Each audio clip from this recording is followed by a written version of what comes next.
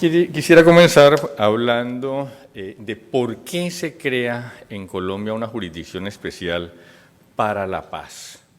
¿Por qué? Que es una pregunta que se hacen muchas personas, ¿por qué no sometemos o no sometimos todos los delitos ocurridos durante el conflicto armado a la justicia penal ordinaria? Y la respuesta es, por lo menos provisionalmente, porque la jurisdicción penal ordinaria no está concebida para manejar esta clase de criminalidad. Esa jurisdicción penal ordinaria tiene importantes limitaciones respecto de los delitos ocurridos durante un conflicto armado. Voy a hacer una rápida presentación de informaciones de prensa sobre asuntos del conflicto armado colombiano. Ahí ven ustedes una información que habla del número de desaparecidos en el conflicto armado en Colombia. Las cifras siempre son maleables.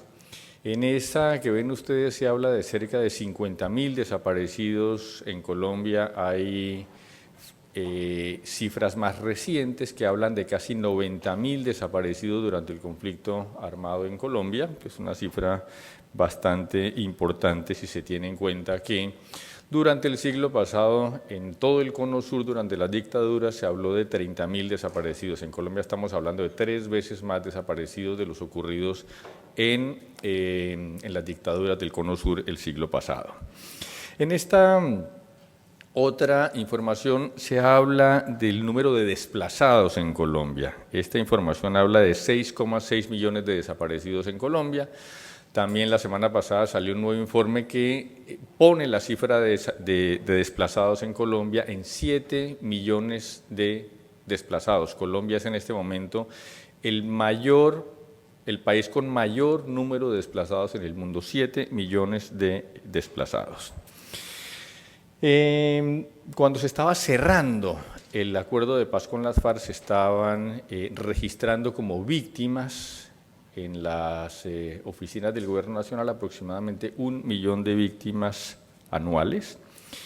Y finalmente, cuando se firmó el acuerdo de paz, estábamos hablando de 8 millones de víctimas que dejó el conflicto armado en Colombia.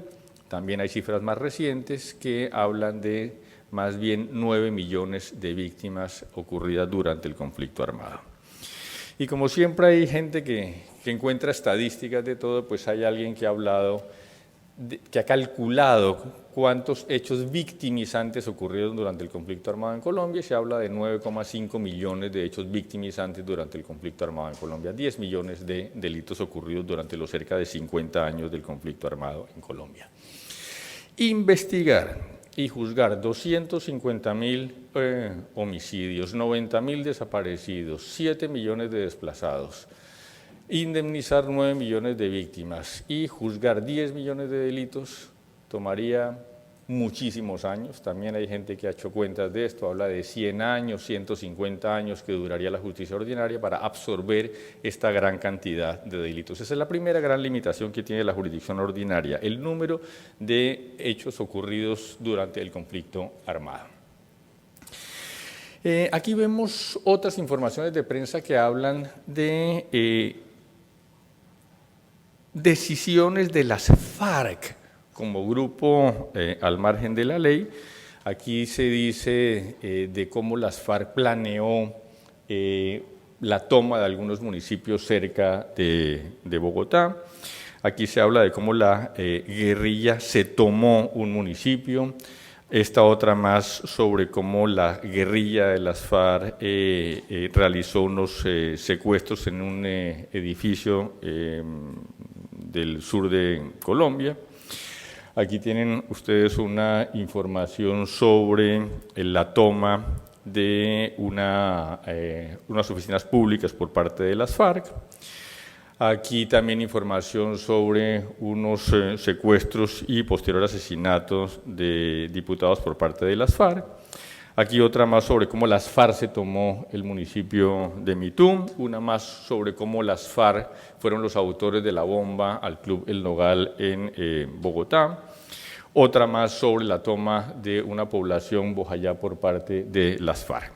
¿Para qué menciono todos estos hechos? Para mostrarles que los delitos ocurridos durante un conflicto armado responden a decisiones colectivas y no individuales, y eso es una diferencia muy grande, porque la justicia penal ordinaria normalmente está diseñada para investigar delitos que son producto de decisiones individuales o como mucho de pequeñas asociaciones criminales, bandas criminales, pero no están diseñadas las jurisdicciones penales ordinarias para manejar delitos que son cometidos por una organización con la magnitud que tiene un movimiento guerrillero como las FARC, que llegó a tener 20 o 25.000 hombres, que son como cúpula los responsables de todos esos 10 millones de delitos, o buena parte de esos 10 millones de delitos ocurridos durante el conflicto armado. Esa es otra limitación que tiene la justicia ordinaria, no fue diseñada para ocuparse de esta clase de delitos.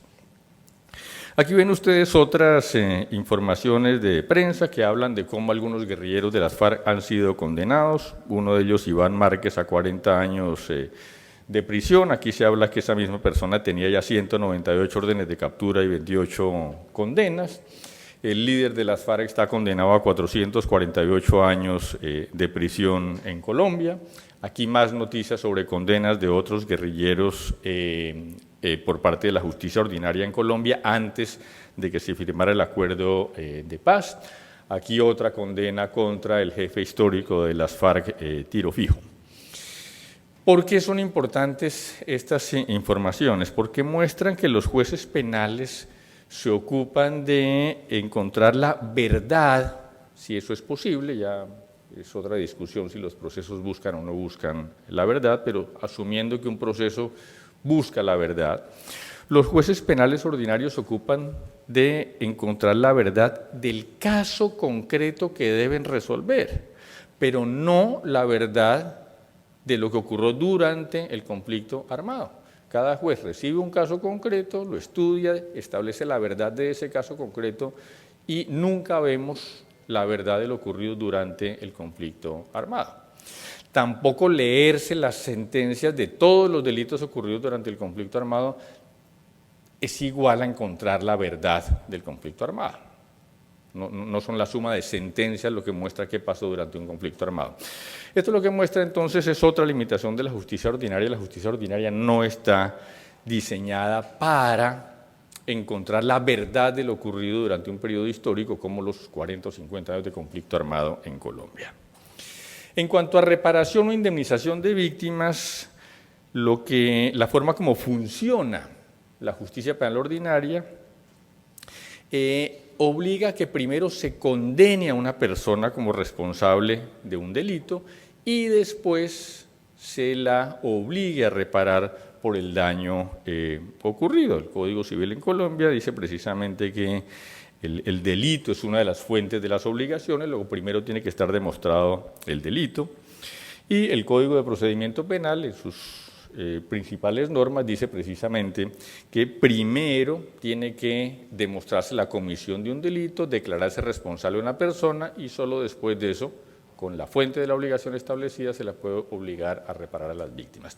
¿Eso qué significa respecto de los derechos de las víctimas? Si, como vimos hace un rato, la justicia ordinaria tardaría 100 o 150 años en esclarecer los 10 millones de delitos ocurridos durante el conflicto armado, eso significaría que las víctimas tendrían que esperar esos 100 o 150 años a que se produjeran todas las condenas para comenzar a ser indemnizadas por ellas. Es decir, por la forma como funciona la justicia ordinaria, las víctimas resultarían perjudicadas si esa justicia ordinaria asumiera el conocimiento de los delitos ocurridos durante el conflicto armado. Y finalmente, los jueces penales no se ocupan de las causas de la delincuencia. Es absolutamente claro que el derecho penal es fundamentalmente un derecho reactivo, que es más bien la criminología la que se ocupa de analizar las causas de los delitos y que la política criminal finalmente funciona a partir de la información que toma del derecho penal y de la criminología. Esto lo que muestra es que si le entregamos toda la conflictividad ocurrida durante este periodo de 40 o 50 años de guerra interna en Colombia a la justicia ordinaria, nos quedaríamos sin saber cuáles fueron las causas del conflicto armado para poder intervenir sobre ellas. ¿Por qué? Porque la justicia penal ordinaria no se ocupa de indagar cuáles son las causas de un conflicto armado. Es fundamentalmente, como decía hace un momento, reactiva. Entonces, ¿qué hacer con el primero de los problemas, que es el tiempo que tardaría la justicia ordinaria en investigar esos 10 millones de delitos y con la circunstancia de que esos delitos corresponden a decisiones colectivas de una organización como la guerrilla de las FARC? Lo que se puede hacer respecto del primer punto es una justicia selectiva. No se investigan la totalidad de los delitos ocurridos durante el conflicto armado. Y segundo, se hace un análisis de contexto para analizar los delitos no como si fueran conductas individuales, sino como lo que realmente son parte de un conflicto armado. Y eso fue lo que llevó a que en Colombia se creara la Jurisdicción Especial para la Paz, que hace exactamente eso. Es una justicia selectiva, se ocupa solamente de algunos de los delitos ocurridos durante el conflicto armado y los analiza en contexto. ¿Qué hacer con la dificultad de que los jueces penales no se ocupan de establecer la verdad de lo ocurrido durante el conflicto armado? Pues para eso en Colombia se creó una comisión de la verdad que se ocupa solamente de la investigación de la verdad de lo ocurrido durante el conflicto, que no es una comisión judicial ni jurisdiccional. ¿Qué hacer con el problema de que las víctimas no pueden esperar 100 o 150 años para ser indemnizadas? Pues en Colombia se creó un mecanismo de reparación que es absolutamente independiente de la Jurisdicción Especial para la Paz. Las víctimas son reparadas con absoluta independencia del trabajo que haga la Jurisdicción Especial para la Paz. No van a tener que esperar a que los delitos sean investigados y las personas sean responsabilizadas. El Estado indemniza a todas las víctimas del conflicto armado. ¿Y qué hacemos con el problema de las causas del conflicto armado? Pues dos cosas. Primero, se crean mecanismos tendientes a garantizar la no repetición de esos delitos, y segundo, se acordó en La Habana intervenir por lo menos en los principales factores que desencadenaron el conflicto armado en Colombia.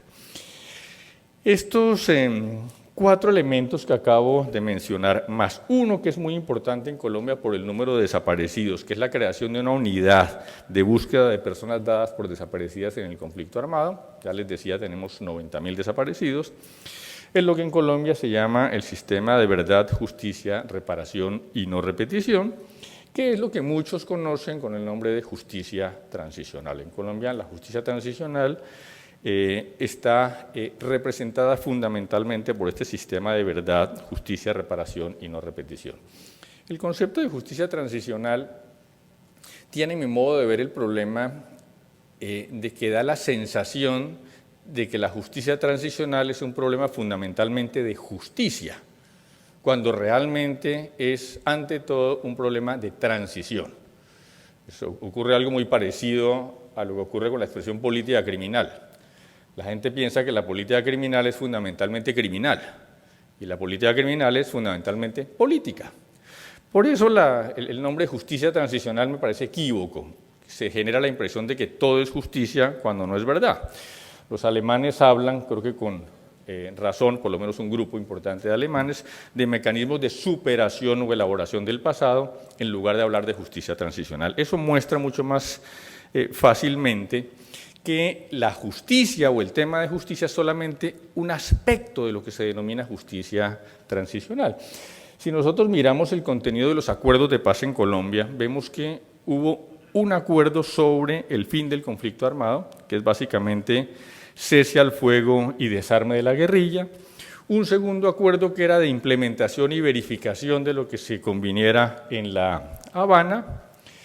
Un tercer acuerdo sobre la necesidad de hacer una reforma rural integral en Colombia. Un cuarto acuerdo sobre la necesidad de mejorar los mecanismos de participación política en Colombia. Un quinto acuerdo sobre la necesidad de enfrentar el tema de las drogas ilícitas en Colombia y un último acuerdo sobre el sistema integral de verdad, justicia, reparación y no repetición que acabo de mencionar. Ahí ven ustedes cómo el tema de justicia es solo una parte de todo el tema acordado en La Habana, de todo lo que se llama justicia transicional. El tema de justicia es ese engranaje rojo que forma parte del sistema integral, que es solamente uno de los 6 acuerdos conseguidos en La Habana. Eso simplemente para mostrar cómo el tema justicia es solamente una parte importante pero pequeña de lo que se denomina un proceso de justicia transicional. Se discutió mucho en Colombia si toda esta parte judicial debía enfrentar las autoridades colombianas. La guerrilla fundamentalmente se oponía a que fuera la jurisdicción colombiana ya establecida la que los juzgara. Se pensó en tribunales internacionales ad hoc, lo cual fue rechazado tanto por guerrilla como por el Estado. Era una forma de renunciar a la soberanía y legitimidad que tenía. La otra posibilidad era Corte Penal Internacional, pero también suponía una cierta renuncia a la soberanía colombiana, así que finalmente se optó por el modelo de crear en Colombia, con jueces colombianos, una jurisdicción especial que se ocupara de los delitos ocurridos durante y en relación con el conflicto armado. Y es un sistema que que es selectivo, como decía hace un momento, y selectivo desde varias perspectivas. Primero, por los actores del conflicto. Es un sistema de justicia que se aplica a los integrantes o a los exintegrantes de la guerrilla de las FARC, a los integrantes de las Fuerzas Armadas y agentes del Estado que hayan cometido delitos durante el conflicto y a terceros. Ese fue por lo menos el diseño original. La idea era que todos quienes hubieran participado en el conflicto armado entraran a este mecanismo de justicia. Y los 3 actores eran los armados, guerrilla y Fuerzas Armadas, más los terceros que eventualmente, sin haber recurrido al uso de las armas, hubieran apoyado a la guerrilla o a grupos paramilitares. La Corte Constitucional estableció algunas limitaciones que consisten básicamente en que los terceros solamente acuden a esta jurisdicción especial si lo deciden de manera voluntaria, y la Corte Constitucional también estableció la limitación de que los agentes del Estado que no pertenezcan a la fuerza pública solo asisten a esta jurisdicción si lo deciden de manera voluntaria. El segundo aspecto de la selectividad tiene que ver con la concesión de amnistías. Se estableció en Colombia una ley de amnistía que, dicho sea de paso, no tiene nada que ver con las cuestionadas amnistías del siglo pasado de Centro y Suramérica. Se hicieron 3 grupos de delitos. Un primer grupo de delitos que permite conceder amnistías de iure, limitado exclusivamente a los delitos estrictamente políticos y a los denominados delitos conexos sobre los que no hay internacionalmente ninguna duda de su conexidad con el delito político, por ejemplo, el porte de armas, el uso de uniformes de la fuerza pública o el uso de equipos de comunicación de la fuerza pública, etc. Luego se hizo un segundo grupo de delitos que son todos los delitos que internacionalmente tienen prohibida la concesión de amnistías, y la ley de amnistía en Colombia dice en ningún caso se podrán conceder amnistías por los siguientes delitos, como desplazamiento forzado, genocidio, terrorismo, etc. Todos los que internacionalmente están prohibidos. Y hay una tercera categoría de delitos en esta ley de amnistía para los delitos que son o no amnistiables dependiendo de las circunstancias en que ocurran, y es lo que se denomina las amnistías caso a caso. Por ejemplo, ¿un homicidio es amnistiable o no es amnistiable? La respuesta es depende. Si es un homicidio ocurrido durante un combate, es susceptible de amnistía; si es un homicidio fuera de combate, no es susceptible de amnistía. Entonces, hay una selectividad en Colombia también, que está determinada por la concesión de estas amnistías o indultos. Luego hay otra forma de selectividad que tiene que ver con los delitos de los que se va a ocupar el sistema, que no son todos los delitos, solamente los más graves y representativos, y con medidas alternativas respecto de los delitos que no sean los más graves y representativos. Y finalmente hay una selectividad en razón de del sistema de penas que se diseñó para esta jurisdicción, del cual voy a hablar un poquito más adelante. La Jurisdicción Especial para la Paz está compuesta por 3 salas, que son una sala de reconocimiento de verdad y responsabilidad y determinación de los hechos y conductas, una sala que se ocupa de las amnistías o indultos y una sala de definición de situaciones jurídicas. En la mitad hay una unidad de investigación y acusación, que es una especie de Fiscalía o Procuraduría General solamente para delitos relacionados con el conflicto armado, y luego un tribunal especial, que es el que tiene fundamentalmente atribuciones judiciales, compuesto por 5 salas, que son una sección de primera instancia para casos en que no hay reconocimiento de responsabilidad, una sección de primera instancia para los casos en que sí hay reconocimiento de responsabilidad, una sección de apelaciones, una sección de revisión, una sección de estabilidad y eficacia y una secretaría ejecutiva. Voy a mostrar en la siguiente diapositiva muy rápidamente cómo funcionaría un proceso dentro de esta composición de la Jurisdicción Especial para la Paz. Todos los delitos ocurridos durante y en relación con el conflicto armado entrarían por una de esas 3 salas que mencionaba al comienzo, que es la sala de reconocimiento de verdad, responsabilidad y determinación de los hechos, recibe toda la información de esos delitos, la clasifica, y esa clasificación supone que los delitos que son objeto de amnistías van a la sala que les mencionaba de amnistías o indultos. Los delitos que no vayan a ser procesados como los más graves y representativos van a la sala de definición de situaciones jurídicas, y esa sala de la mitad, la que tiene el título arriba, se queda con los casos más graves y representativos. Esa es la primera clasificación. Los delitos amnistiables a la sala de amnistías, ella se queda, esta sala, con los más graves y representativos, y envía a la tercera sala los que no son más graves y representativos. Escucha versiones de las personas respecto de esos delitos más graves y representativos, escucha versiones de las personas involucradas en los delitos, contrasta la información, pone a disposición de los implicados la información ya contrastada, y esa persona tiene 2 alternativas. Reconocer responsabilidad.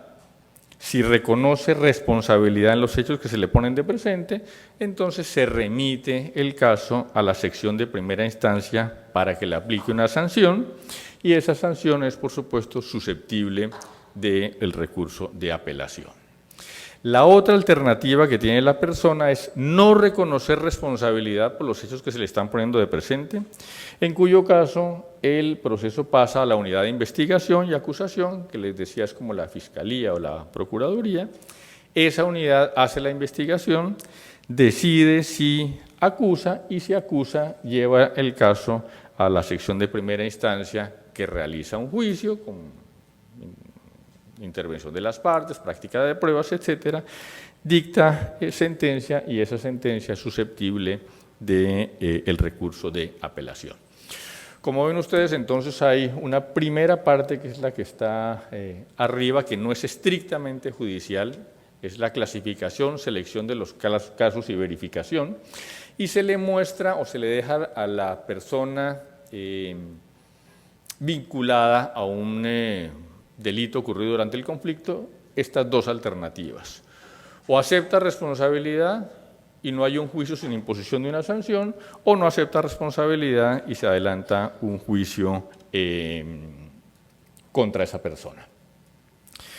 La Jurisdicción Especial para la Paz recibe entonces información de la Fiscalía General de la Nación, de la Procuraduría General de la Nación, de la Contraloría General de la República, de la Justicia Penal Militar y de las asociaciones de víctimas nacionales, es decir, no es absolutamente autónoma, no es una rueda suelta, su trabajo depende de que sea alimentada con información de instituciones que ya funcionan en el Estado colombiano. Y por el otro lado, la Corte Constitucional ha establecido algunas limitaciones al trabajo de la Jurisdicción Especial para la Paz, que la obligan a interactuar, por ejemplo, con la Corte Constitucional en materia de tutelas, porque la Corte Constitucional conserva el control sobre las tutelas, y conserva la Corte Constitucional la facultad de decidir los conflictos de competencia. También establece alguna limitación porque el Consejo de Estado conserva la competencia para ocuparse de temas de reparación monetaria. La Corte Suprema de Justicia conserva facultades en la revisión de algunas sentencias y la justicia ordinaria conserva facultades para investigar los terceros y los agentes del Estado que no acudan voluntariamente a la Jurisdicción Especial para la Paz. Esta gráfica solo para mostrarles que la Jurisdicción Especial para la Paz no es entonces una rueda suelta en el Estado colombiano, sino que tiene muchas interacciones tanto en los ingresos de su trabajo como en los egresos de su trabajo. Si uno quisiera poner en una gráfica la Jurisdicción Especial para la Paz, que es esa esferita roja dentro de lo que fue el acuerdo en Colombia, esta sería la gráfica completa. El acuerdo es el marco más grande, donde está la reforma rural integral, la participación en política, el tema de las drogas de uso ilícito y el conflicto y el fin del conflicto, que es todo el acuerdo de paz en Colombia. Y dentro de eso está el sistema integral de verdad, justicia, reparación y no repetición, del cual hace parte esa Jurisdicción Especial para la Paz. En cuanto al sistema de sanciones, se hicieron o se diseñaron 3 clases de sanciones que se llaman propias, alternativas y ordinarias. ¿Cuál es el eje de este sistema de sanciones? Los 2 elementos que juegan en el sistema de sanciones son aporte de verdad y naturaleza y magnitud de la sanción. A mayor verdad y más rapidez de otorgamiento de verdad, menos drástica la sanción, menos verdad, más drástica la sanción. Esos son los elementos con los que se jugó para crear este sistema de sanciones. Entonces, las sanciones propias, las llamadas propias, están destinadas para quienes acepten tempranamente responsabilidad y aporten verdad completa. En la primera oportunidad que la Jurisdicción Especial para la Paz les pone de presente a las personas lo que hay contra ellas, si aceptan responsabilidad en ese momento, tienen esta sanción propia que tiene 2 componentes, un componente retributivo y un componente restaurativo. Retributivo porque tiene restricción efectiva de la libertad, no en cárceles ordinarias, sino en sitios especiales, pero con restricción efectiva de la libertad. Componente restaurativo porque durante la sanción las personas están obligadas a realizar trabajos en beneficio de las víctimas o de la comunidad afectada con los hechos de violencia.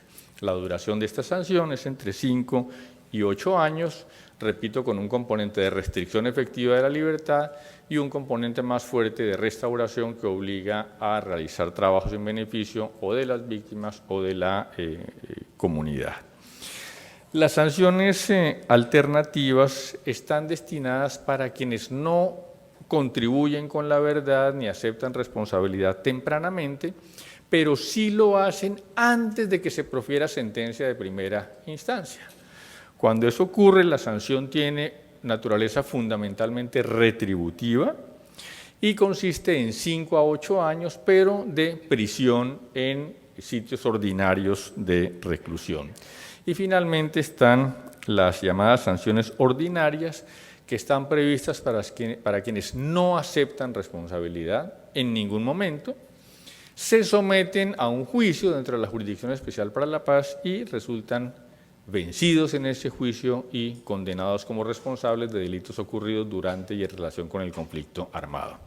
Para esas personas lo que está previsto es una sanción de naturaleza retributiva que va de 15 a 20 años en condiciones ordinarias de reclusión. Aun cuando esta es una sanción grande en materia, en cuanto a duración. Hay que tener en cuenta que en la justicia ordinaria, delitos tan graves como los que ocurrieron durante el conflicto armado podrían llegar a tener una sanción hasta de 60 años de prisión. Esto significa que las personas que ingresan a la Jurisdicción Especial para la Paz, de todas formas, tienen el beneficio, entre comillas, de recibir, en el peor de los casos, una pena de hasta 20 años de prisión. Pero simplemente les quiero agregar que beneficios como estos de las sanciones más reducidas tienen un condicionamiento en la Jurisdicción Especial para la Paz. Y el condicionamiento es cumplir con los demás componentes del sistema. Hace un rato les mencionaba cómo esta Jurisdicción Especial para la Paz es parte de un sistema integral de verdad, justicia, reparación y no repetición. Entonces, quien quiera tener derecho a cualquiera de estas sanciones más reducidas, entre otros beneficios que da la jurisdicción, tiene que contribuir con la Comisión de la Verdad. Es decir, la persona tiene que ir a la Comisión de la Verdad y contar toda la verdad en esa comisión con una aliciente adicional. Nada de lo que se cuente en la Comisión de la Verdad puede ser posteriormente judicializado. Entonces, la Jurisdicción Especial para la Paz escoge los delitos más graves y representativos, se ocupa de ellos, pero envía a la persona a la Comisión de la Verdad para que cuente todos los demás delitos sin que eso le suponga consecuencias desde el punto de vista jurisdiccional. Entonces, tiene que cumplir con la Comisión de la Verdad, tiene que cumplir colaborando en la reparación de las víctimas, tiene que colaborar con la unidad de búsqueda de personas dadas por desaparecidas y tiene que garantizar la no repetición de los hechos ocurridos durante el conflicto armado. Es decir, un sistema de sanciones más reducidas, como las que contempla la Jurisdicción Especial para la Paz, está condicionado a que la persona colabore con todo el sistema, con todos los elementos del sistema, repito, Comisión de la Verdad, reparación de víctimas, garantías de no repetición y unidad de búsqueda de personas dadas por desaparecidas.